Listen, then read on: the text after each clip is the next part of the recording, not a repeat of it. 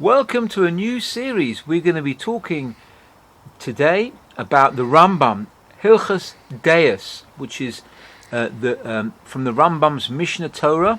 And I'm sitting here with my cousin Michael, and we're very, very excited to start this series, especially as this first episode we're going to dedicate in memory of our Auntie Sylvia, who was Tzivia Bas Moshe Ve'Esther.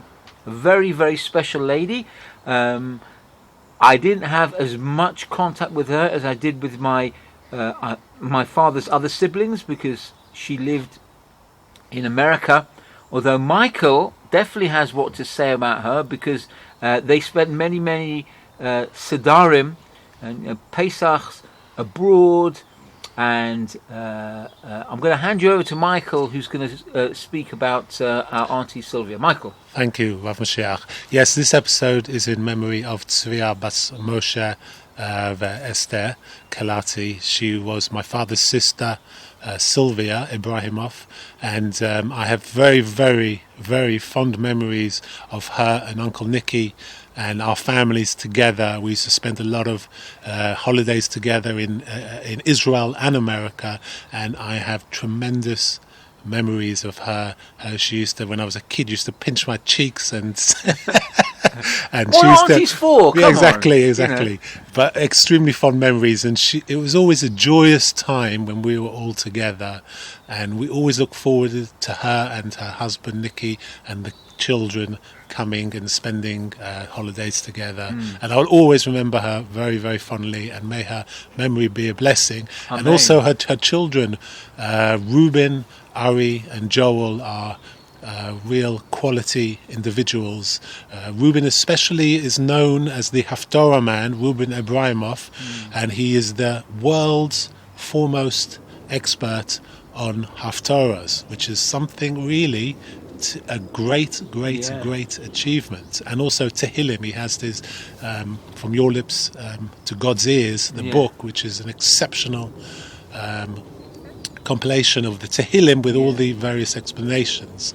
And so this is in memory of their mother.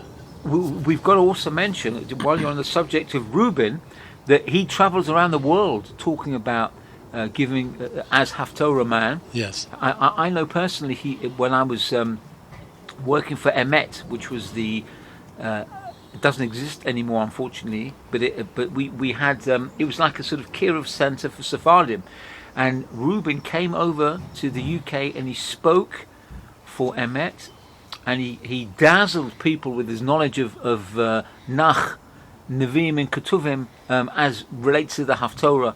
And all this, he didn't just wake up one day and suddenly become Haftorah man. He was encouraged very strongly by his mother, which is our Auntie Sylvia, and he just went for it. And I personally think that a lot of the credit does go to his mother for encouraging him and always being there and making him go out on a limb and do things which other people don't normally do. Which the learning of the Haftorah is like a mace mitzvah. It's a mitzvah that people normally sit in shul. When it gets to Haftorah, they go out. They go to the kitchen. Or they don't listen, or they fall asleep. But it's such an important part of our Masorah. So all this definitely is a credit to his upbringing. So with that, Michael, we would love you to start talking about the Rambam. Hilchot De'ot, chapter 2. So halacha 1. Chole haguf ta'amim hama matok or matok ma. To the physically sick, the bitter tastes sweet and the sweet bitter. V'yesh min hacholim me shemitaveh v'ta'ev lema'achalot she'enom re'uvin la'achila. And amongst the sick there may be one who craves food and desires which is unfit for consumption. Kagon, for example, ha'afa v'ha'pecham, dirt and coal, v'soneh ha'ma'alachalot ha'tovim, and despises good food, kagon ha'pas v'abasar, such as bread and meat, Hakol lefi Need rov substitute. Yeah. Hakol lefi rov hacholi. According to the seriousness of the disease. So he's saying that one can be physically sick where things that are bitter to normal human beings taste sweet to this person in this condition, and the sweet things taste bitter. Now, this is perhaps a metaphor Rambam is bringing, where sometimes our soul craves what is not good for us. Yeah. We think that it's a sweet thing that's good for us, but it's destroying our souls, and in turn that destroys our physical being. So you're saying there's a connection between the physical, like our neshamot, and our physical well being. Yes, I believe that must be the case, because if our soul suffers, it manifests itself in our physical being, and sometimes if we can correct our souls, we can correct ailments of our physical beings, as we'll soon see. Amazing. So kol b'nei odom shenifshotehem cholot. Even though there are people whose souls are sick, mata'avim va'ahavim hadeus haraos, they desire and love the evil tendencies, v'sonim haderech hatova, and hate the good way, u'mitzatzlim lalechet ba, and are lazy to follow it. He kveida alehem lema'od lefi chilyom, because it becomes a very heavy load upon themselves in proportion to this ailment. And Yeshaya speaks of it. V'chein Yeshayahu omer ba'anashim halalu ha ha'omrim l'ra tov u'latov ra tzamim choshech le'or v'or lechoshech samim ma lematok u'matok lema. And so Ishaya speaks of such people, and I quote from Ishaya: "Woe unto those that say of the evil is good, and of the good is evil, and that put darkness for light, and light for darkness, that put bitter for sweet, and sweet for bitter." Perhaps we see something like this today. When you have some of the youth of today, it's fashionable to be like to be followers of not Satan, but to be, their music sometimes is contrary, and it's a fashion statement to be one of these like anti-good people. They're like contra to what's good. They don't realize perhaps they're feeding feeding something that they shouldn't be feeding, and ignoring what is good. Wow. So, you do see it's definitely prevalent today. People are dafka, and you're right. It's now rife. People just anything which is wholesome and good goes by the way. For them, what they're doing is wholesome and good in their eyes. That's exactly what Rambam is saying. They think that this bitter is sweet and the sweet is bitter. Wow. I mind you, with Corona nowadays, people can't taste anything. No, exactly. Now, perhaps also that this is can be a metaphor for addictions, for drug addictions, for instance, where a person can be destroying himself physically, thinking that he's getting high and he's feeling good, but in reality he's destroying his physical. And again, goes back to the concept of pikuach nefesh, where you have to look after your body. Take drugs and the such like, you can be destroying your soul in the process, not only your body. So you could be damaging irreparably your soul. So you must take care. So, and it continues, and we hear in Mishlei, V'aleihem ne'emar ha'ozvim arachot yeshe lalechet bidrachei choshech. And talking about these people, we learn in Mishlei, who leaves the path of uprightness to walk in the ways of darkness. And what are the corrective measures for these soul sick people? Vayupa'u chaloyam badeos shemlamdim osam ad shiachzirum lederech hatova let them go to the wise who are so-called doctors of the souls, and they will heal their disease with these tendencies, when they will instruct them until they will bring them back to the right way. So as we have a dentist for your teeth, we have doctors for your body. Rambam is suggesting when your soul is sick, you must seek out chachamim, who will give you the correct advice to bring you back on the correct path, so that you don't have to suffer anymore.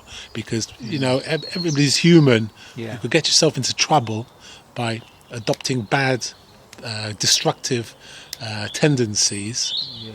And sometimes, we're all human.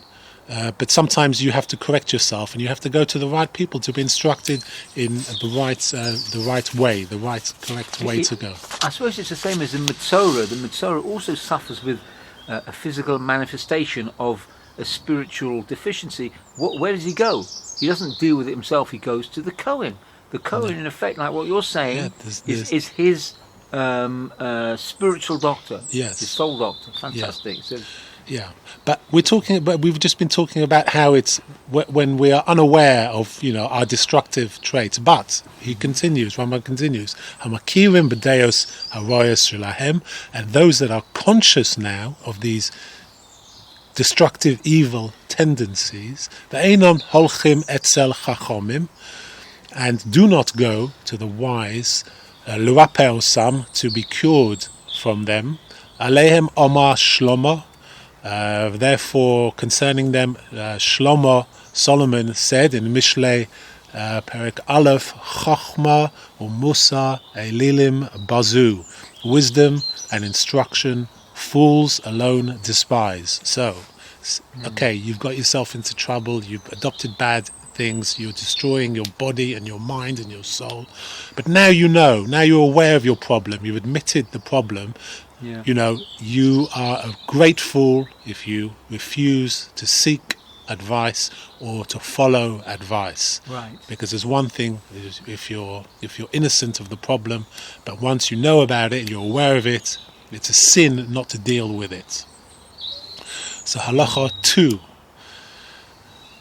So now we go from the issues of the soul to issues of character traits, and Rambam describes how do you correct yourself, or what's a simple way to correct yourself in general matters. So halacha 2, v'keitzad hi refuatam, and how may their cure be? Mi shehu ba'al chema, he who is of a hot temperament, literally ba'al chema means masters of wrath. Omrim la lahanig atzma, should be taught to demean himself. She'im huka v'kulal la yargish klal. If he be cursed or insulted, he must not feel the insult at all. So he must not give in to temptation to react if he's insulted, and he must do the opposite of what he's almost become natural to react in a bad way. He should not react in a bad way. And he should follow this way a long time until his anger will be completely rooted out from his heart. So Rambam is telling us in the first chapter, he's telling us, look, the middle way is the way to go. Yeah. But now he's telling us, in certain instances, especially with anger, if you have problems with anger management, or you blow your top unnecessarily, and you're making yourself ill from it, you have to go to the opposite extreme. When people who normally you would blow up with insult you, you must ignore it completely. Do exactly the opposite. Bite your tongue. Bite your tongue. Yeah. It's compared to, sometimes you have a crease in your tie. Yeah. It's not enough, if you want to get the crease out, it's not enough just to bend it a little bit. You must bend it the opposite way. So you must give the diametrically opposed pressure to it in order to come back to the middle way. This is what he's saying.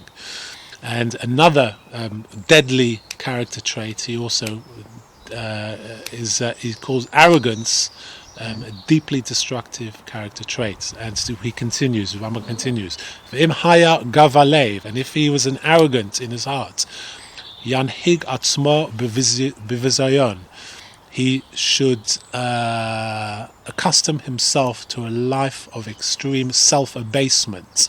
Harbe v'yeshev lemata min hakol.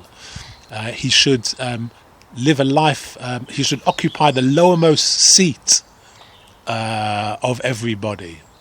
Vayilbosh b'lovei sechavot hamavozot et lov shehem, and dress in rags which shame those who wear them. V'kiyotze b'dovrim eilu ad shi'akeh gava halev mimenu v'yachzor l'derech ha'emtzayot shehu derech hatova. And he should put himself in the worst, lowermost seat in the house, or the shul, or wherever, and dress poorly in rags, so that he feels the exact opposite of what he was, of arrogance. Wow! And then this disease of the heart will be rooted out of him, and then he will return to the middle way, which is how he calls the good way. The good way. You know what you're saying reminds me. A number of years ago, when I was in the Kollel Boston in Haranoff, in Yerushalayim, we used to learn the works of the Sloner Rebbe, and Rabbi Ashkenazi, who was the Rosh Kollel, taught us in the writings of the Sloner Rebbe, the Netivot Shalom was the name of the Sefer. He quoted an incident which was shocking when I heard it from him at the time, and it's shocking now, and I'm sure people are going to think this is really weird, and how could he even mention this? But it was written in the Tivot Shalom, and I'll say it to you as I remember him saying it to me. He said there was once a man who was on a boat journey, and he said he was sitting in the hold, like in a very lowly place of the ship. You know, people sit on the deck or the chairs or up wherever it is.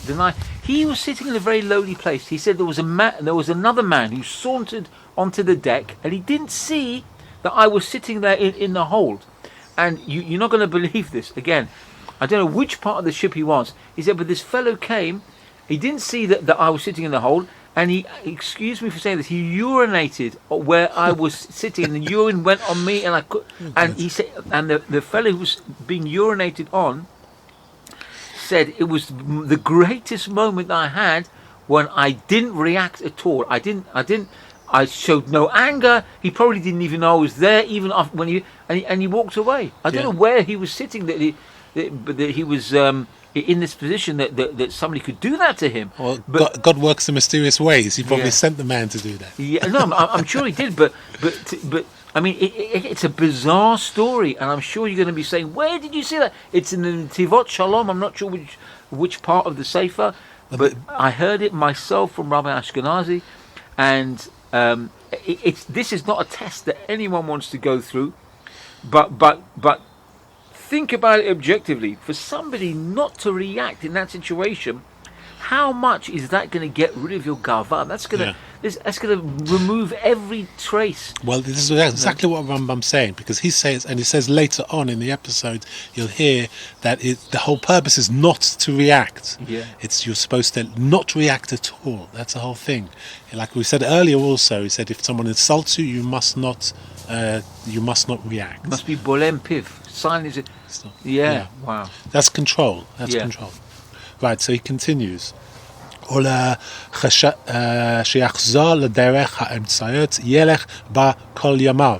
when he returns to the middle way, he should follow it throughout his lifetime. And in this way he should follow in all the rest of his tendencies. If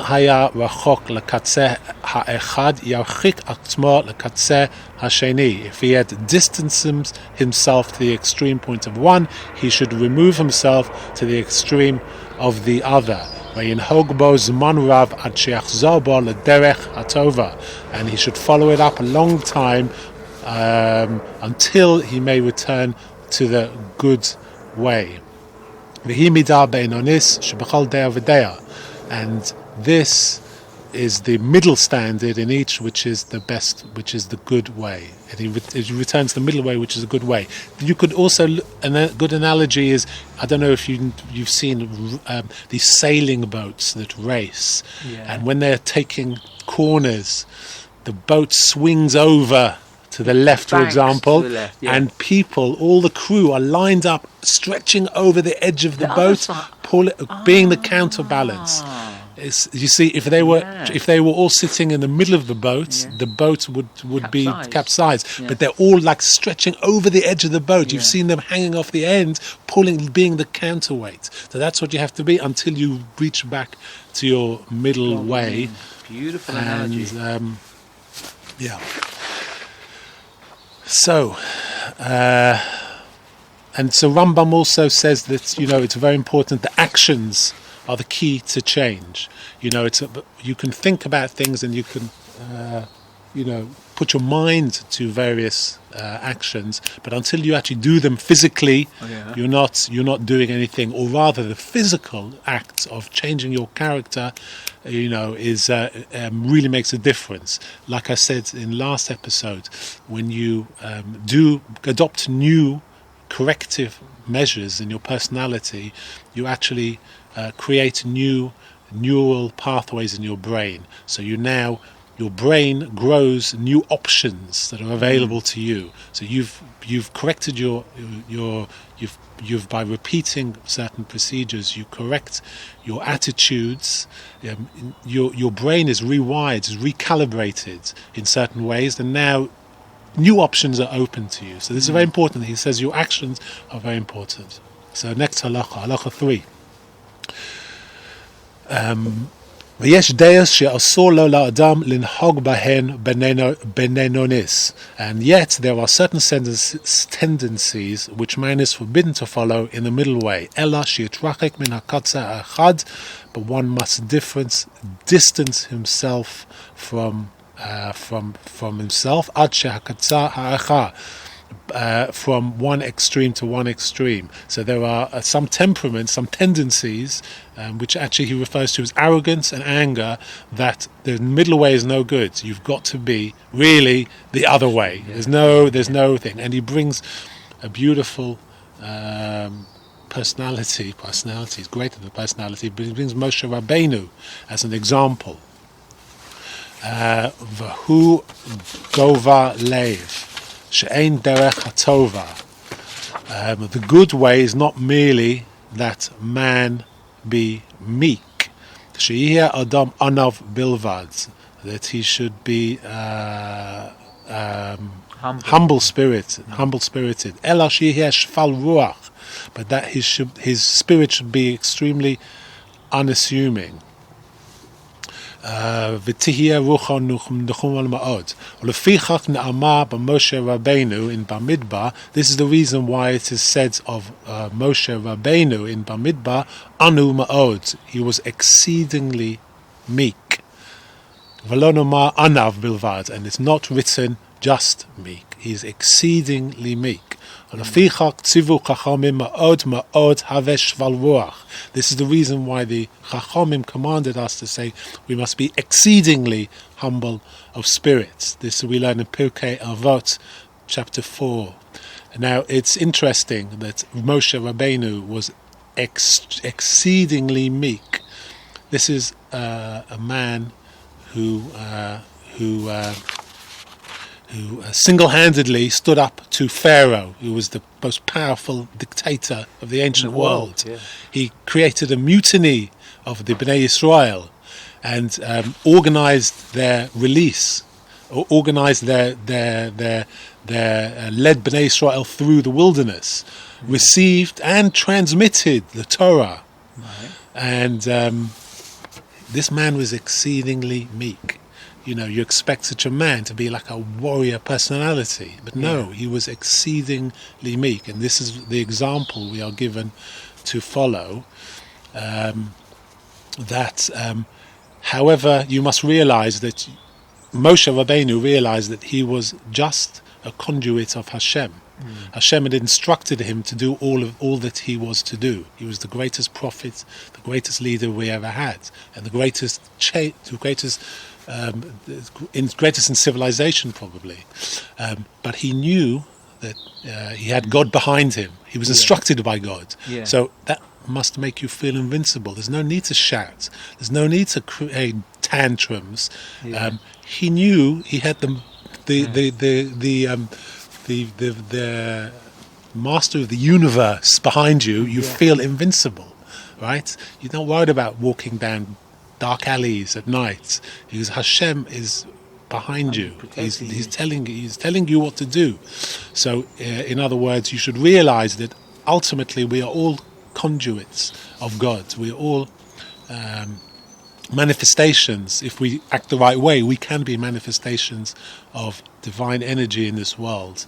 And so we're instructed to be like Moshe Rabbeinu. And he continues. Va'od amru shekol hamagbiya lebo kufar be'ikar. And moreover, they said, as it says in Devorim, Ram levavecha v'shachachta es Hashem lekecha. They said, he who is haughty in heart denies the head principle. This we learn in Sota. V'od omru b'shamata ma'an dais ba'e gesas haruach v'afilu miktsasa. And even as it said, thine heart then be lifted up, and thou will forget the Lord thou God. And they also said that you should isolate a person who is haughty in spirit, even if it's only a little bit. That's a very serious thing. The idea of arrogance is a very serious thing, because once you become very arrogant and you think that it's all you're doing everything, if you're doing great things, it's all because I did this, you're almost you're denying Hashem. Denying Hashem. It's a very serious thing. So we're warned against this. And he continues.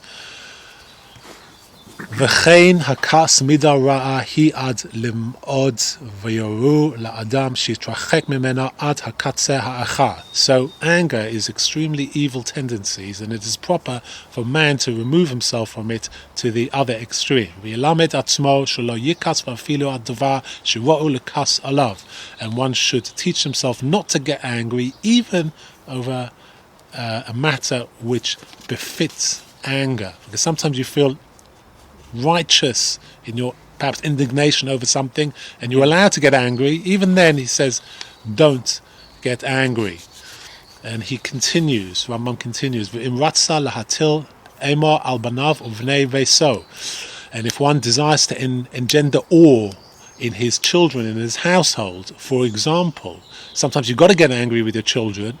You know, perhaps they're wandering into the streets without looking at the traffic whizzing by. You have to get angry with the children to protect them in future. He says, look, in these cases, and he continues, or al hatzibor im haya parnos v'ratzal likos aleihem kedei sheyachziru lemutav, or in the public, if he is at the head of the community, even if he wants to get angry at them so as to bring them back to the good way, yireh atzmo b'fneihem shehu koyes kedei liatzrom v'tihiyeh da'atom yoshevet beino leben atzmo. He should only act angry in their presence so as to reprove them, to correct them, but his disposition must remain calm within himself. Ka'odam shehu medaber koes b'sha'at ka'aso v'hu eino koes. Even when you can pretend to be angry, you pretend you're angry, but inside you should remain calm. So you can get angry, but remain calm inside. You do it to prove a point to your family and to the community in certain good respects. You're allowed to. That's what we call kas al panav.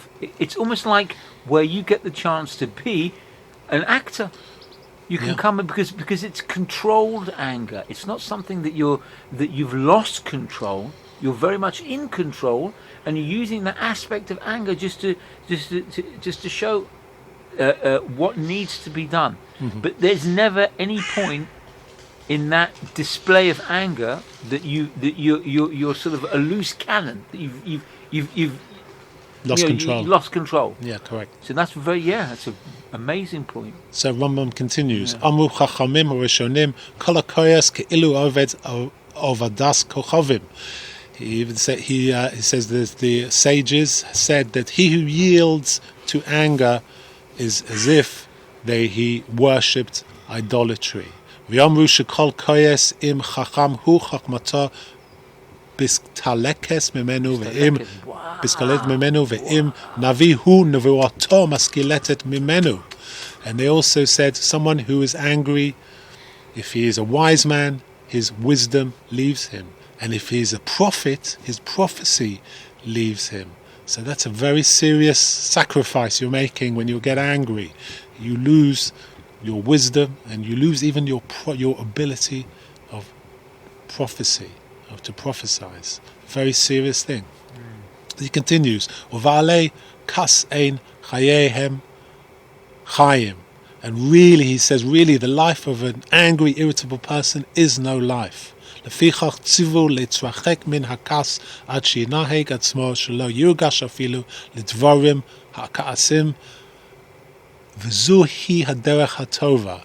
They have therefore commanded to be far from anger, so that one will train himself not to mind even the things which do cause irritation, for such is the good way. So he's telling you, like you said before, you have to, it has to be completely, like we say in England, water off a duck's back. Right. We have to, things that would make you normally angry, just treat it as if nothing's happened. And this is the correct way. Don't get riled up by things, because it's no good. Hashem will not dwell in a person who is angry, nor a person who is arrogant. And so he talks about the conduct of the righteous people. V'derech hatzadikim hen alovim v'einom alovim. The conduct of the righteous, the tzaddik, is to take insults but not to give insults. V'shom'im chorpasam, to hear themselves disgraced. V'einom mashivim, and to make no reply. Osin ma'ava usmeichin b'yisurim, do their duty as a work of love. Ve'aleihem hakosov omer shoftim ve'avav ketzeet hashemesh bigvurato, as we learn in Shoftim. And I quote, but may those that love Hashem be as the rising of the sun in his might. So you have to avoid being caught up in people's insults. If you're insulted, just ignore it. Don't insult other people. If people try to disgrace you, don't take any notice, don't reply, don't respond, don't feed their bad energy. Yeah. Do your work as a work of love, and bear whatever afflictions you have cheerfully. Sometimes afflictions in life, tests are given to you, and they are tests min hashomayim, and it's purely to see how you react. So whoever's giving the disgrace to you or insulting you, he's doing it on behalf of Hashem, if you know what I mean. It's a shaliach. So you shouldn't be insulted. You should bear that in mind, the greater meaning of life. Now, halacha 4, he talks about the concept of silence, and how silence is very, very important in our lives. So, le'olam yarbe adam bashtika v'lo yedaber, ela o b'devar chachma o b'devarim shetzarich lahem l'chaye gufa. Ever let man multiply silence, and not speak else save in a matter of wisdom, or of things which he needs for the sustenance of life in his body. And he's talking about not being a chatterbox unnecessarily. Silence is golden, so to speak. Absolutely. And this is very important. So Rambam continues, Amru al Rav Talmid Rabbeinu HaKodesh, of Rav, the disciple of the holy Rabbi Yehuda Hanasi, it was said, Shlo shach shicha batela kol yamav, that never in his life did he utter idle talk. V'zuhi sichat rav kol odom v'afilu b'tzrachei haguf lo yirabeh adam b'dvarim. And also, such is the, even though that sometimes lashon hara and idle talk is a talk of the majority of the people, even for the necessities of the body, man should not multiply his words. He should talk in a concise and simple way. Don't engage in lashon hara, but also just don't yak on about stuff. It just doesn't. Sometimes it's not a good thing. There's always this thing in the back of my mind. I don't know where I heard it from. That a person is given min hashamayim a limited amount. I've heard that. Of mundane words to use, and once they're used up, that's it. The clock's up. Yep. You're out of here. Yeah. So, but it doesn't apply to Torah. Torah, you can have talk as much carte as you blanche, want. talk as much as you want. Yeah. So Rambam continues, Ve'al zeh tzivu chachamim ve'omru kol hamarbe dvarim mevi chet. Concerning this, our Rabbanim admonished, saying, whoever propagates words generates sin. We hear this in Pirkei Avot, chapter 1, verse Mishneh 17. Ve'omru lo matzati laguf tov ela shetika. And they moreover said, again in Pirkei Avos, I found nothing better for the body than silence. V'chein b'divrei haTorah b'divrei chachma yiyu divrei ha'adam ma'atim v'enanehim merubim. Likewise, in words of Torah and in words of wisdom shall man's words be few, but the thought therein sagacious. In other words, the content should be rich, but few in words. Saying that's even with Devarim Shebekadusha, not Divrei Chulin. Even when you're talking about holy, be concise. Yes, exactly. Exactly what he says. V'hu shitzovu chachomim v'amrim in la'olam yishneh adam letalmidav derech katzara. As we learn in Gemara Pesachim, he says, which is what our Rabbanim taught us. Always the master, the rabbi, instructs his disciples concisely. So this is very important. Sometimes when you're trying to describe concepts to your students, you must be very careful about how you deliver your words. You must be like a carpenter with your words, and you're creating a table through your words, or a seat through your words. You must get your measurements of what you're doing right. So if you make one plank, you explain it too long, make it extend it instead of 3 feet long to 5 feet long, you describe it, over describe it, you end up with a product that's not what it should be, that's out of form.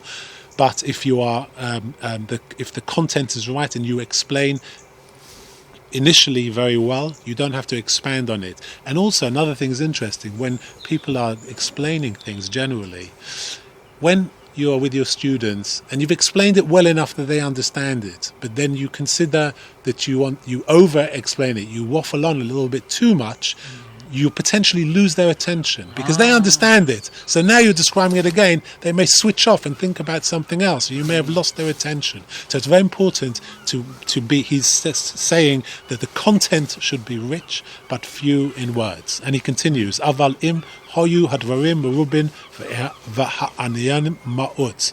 But if the words may be many and their meanings insignificant, harezu schlut, it is but stupidity. V'al zeh nomar ki va hachalom b'rov enyan v'kol ketzil b'rov devarim. And concerning it is said in Koheles, for a dream comes through a multitude of subjects, and the voice of a fool cometh with a multitude of words. So interesting. He's saying keep it short and sweet, but rich in content. Halacha 5. He starts with a statement. Siag lechachma shtika. We learn in Mishneh Torah, silence is the safeguard of wisdom. Lefichach lo yomaheh lahoshiv. Therefore shall one not reply in haste. Don't give your answer quickly. Think before giving your answer. V'lo yarbe ledaber. And do not speak at length. Uv'lo arichat lashon. Uv'lo arichat lashon hu she'amar Shlomo divrei chachamim b'nachat neshma'im. You should teach with stillness and calmness, without screaming and yelling, and without wordy explanations or words that people don't understand. This is what Shlomo HaMelech said. The words of the wise men spoken quietly are heard. He says this in Mishleh chapter 9. So he's saying, when you teach, don't shout, don't shout and scream. Be still, speak with a calm voice, a soft voice. Sometimes when you're speaking softly, people lend an ear to you. They come close to you. So you don't even have to scream to get purpose. Don't use words that people don't understand. I sometimes read, papers that people have written, and I've spent half my time Googling the words, but I don't understand what they mean. The English, and it's English, exactly, yeah. It's English. And it's very frustrating because you lose your flow very much when people, although they're trying, they obviously want to produce the best work. Yeah. Sometimes it can be difficult for the counterproductive. Sure. Yeah. So halacha 6. This is very interesting. Asur la'adam lahanig atzmo b'divrei chalakot or pityu. It is forbidden for man to demean himself by the use of language of flattery and allurement. The man must not use a silver tongue, so to speak. He mustn't be a smooth, sneaky talker. Yeah. He shouldn't produce the gift of the gab when he talks. He shouldn't speak with a forked tongue. He should always say, Lo v'lo yihiyeh echad b'peh v'echad b'lev, ela tocha gvuro v'ha'inyan shebalev hu hadvar shebapeh. And he shall not say one thing with his mouth and feel another thing in his heart, but his inner and outer being must be the same. For the subject of the heart is the matter of the mouth. He's saying that you should be a straight talker. What you feel in your heart, say it. Whatever the consequences, but just say it. Don't be one of these smooth talkers who plays with his vocabulary in order to mess people up or to do the wrong thing or to con people or various other things. And he goes on, Rambam continues, V'yasor lignov da'at habrios. And it is forbidden to steal the mind of people, to con people with your talk. Va'afilu da'as hanochri, even the mind of a non-Jew. Ketzad, for example, lo yimkol hanochri b'sa'ar nevela bimkom b'sa'ar shechuta. If one shall not sell to a non-Jew meat of a beast that died of nevela, that was improperly slaughtered, nevela. This is very important. He's telling us also, v'lo minhal shel mesa bimkom minhal shel shchuta, or shoes of a hide of a beast that died of itself, and shouldn't represent it as shoes that were made from the hide of a beast that was slaughtered. So if a non-Jew comes to you, a non-Jew perhaps considers kosher meat to be high quality. Yeah. You think a non-Jew comes, he doesn't know what kosher not kosher is. Yeah. Does he care? I'm not going to charge him more. I'll just give him some of the basar nevela that I have. This is very wrong, and he's saying this is absolutely forbidden. You have to be correct, and even mentions shoes, the leather that the shoes were made in. Yeah. They should. So it's very important to be correct. That's very far from the original thing. You got the animal that died, let's say. Then you got the hide of the animal, and the hide was made into the shoes. Yeah, exactly. So archetype. Yeah, exactly. Yeah. Wow. Okay. The Rambam definitely is not mincing words here. He's telling it like it is. Yes. Like he's exactly. Purporting. And he continues in the same vein of what you shouldn't do when you're talking. Lo yisareg b'chaveiro she'achol etzlo You should not urge a friend to dine with you when he knows that he will not eat. Or so this is, for example, you know that you know this. You know someone has perhaps his nephew's bar mitzvah that week, Shabbos. Yeah. You know he's going. Yeah. He doesn't know you know. So you tell him, you invite him, come over to my house for Shabbos. Come over for Shabbos lunch. We want you to come over for Shabbos lunch. He goes, no, I can't. I've got my nephew's bar mitzvah. If you know that he can't come, don't invite him. Don't be this sneaky guy who's, going to expect favors from the other guy because you invited him, but he says he can't come. Don't do that. Don't. It's Geneva's das. Geneva's das. Yes. Is that me saying to you, Mike, come over? We're having a barbecue. We've got Exactly what I was thinking last night when I was preparing this. How many invitations I got to barbecues since I became vegetarian? Terrible. Okay. V'lo yiraber lo bitkarovet v'hu yodea she'eno makabel, nor overburden with presents or offerings when he knows that the guy will not accept. ולא יפתח לו חביות שהוא צריך לפתחן למחרון כדי לפתוסו שבשביל כבודו פתח. Nor should he open a barrel, like a wine barrel, which he must open anyway for his trade, to tell his friend that he opened it for him. V'chein kol kiyotze bo, and other deceptions like this. So he's pretending that he's opening these barrels of wine anyway, and he's telling, look, I'm opening these only for you. Just because you're here, I'm going to open these only for you. He knows he's going to open them anyway. Yeah. He has to open them. Don't make out to this to don't talk in false word. Don't talk with a forked tongue is what he's saying.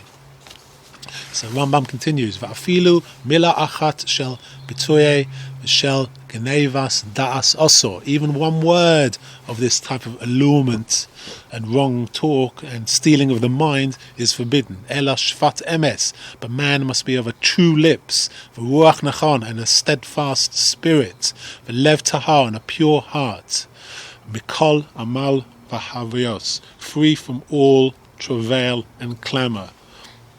So Rambam is saying, look, this is how you should be. You should be a man of true heart. Speak the truth. When you're a straight talker and you say what's in your heart, you're free from all, as he says, travail and clamour. There's no lies you have to remember. Be straight talker. Avoid living be free and a pure heart, because act correctly. Life is much easier. Yeah. Halacha 7. Lo yehe adam ba'al schok u'maha atzlot v'lo atzov v'onem ela sameach. Man should not be frivolous or sarcastic or sad and pessimistic, but of good cheer. Kach omru chachomim schok v'kalut rosh. The chachomim say, frivolity and lightheadedness train man for promiscuity. And Rambam, and this is from Pirkei Avot, chapter 3, and Rambam continues, V'tzavu shelo yehe adam purutz b'tzchok. Also, we are commanded that we should not be boisterous in laughter. You should not laugh uncontrollably. Sometimes these people who laugh uncontrollably, they show a side of their character. It's not like a funny side. It's an uncontrolled, too exuberant side. V'lo otzev u'mista'avel, nor sad and forlorn. Ella mekabel es kol ha'adam b'tzever panim yafot. But you should receive every person with a kind expression upon his face. Don't underestimate the power of a nice smile on other people. Sometimes people are having a lousy day, and you greet them with a smile, you greet them with a nice word, you greet them with a little joke, like your father used to do. Yeah. And your father as well. It was something. It was something special with your father, though, especially. And but you make their day. You perhaps people are really having a bad day, and you change their thing for the rest of the day. It's an important thing. There was a story that was told to me. I've repeated this many times over the years, but I'll say it here anyway, because this is for you and people who listen to you, Michael. So we both know Rabbi Mordechai Nissim from Yes. Hendon. Yeah. So he said once he was in Yerushalayim, and he used to pass by a woman who had what was Geula. She used to sit there with a cup. You see these miskenot, they sit with a cup and they just wait for people to drop coins. So he never used to just give coins. He just engaged in conversation with her. Yeah. And he said one day he came and he spoke to her longer than he would normally do. And then she said to him, I need to tell you something. This morning, you should know that I'm diabetic. And this morning, instead of taking my insulin injections, he said, I threw the needle away. I was so fed up with life. I said, I'm not gonna. I want to die. I don't want to take my. I want to dafka kill myself. Maybe she was going to have sugar or something. I don't know. Right. He said, and I decided, no, let me give it one more chance. And then you came and you spoke to me. He said that your conversation gave me life and gave me a reason to live. Wow. So he, I mean, you think, I mean, you've told me this, Michael. You told me several times. When you see somebody in the street, don't just throw money at them. Yeah. Give them something more. Yeah. Here is an example of something. This may have occurred many times to him. It could have occurred many times to you or to me. But here he heard it. B'chush. She actually said to him, Yeah. "You saved my life." Yeah. I mean, how many do we are we privy to that type of information? No, you Really? never know No, the you person never or know. what's going on behind people's eyes. Yeah. So always be a pleasant countenance, and you never know what effect you're having, like you say. So Rambam continues, "V'chein lo yihiyeh ba'al nefesh v'chava nivhal lahon," and so you should not be over ambitious, desiring wealth or rushing around for wealth. V'lo etz atsev uvatel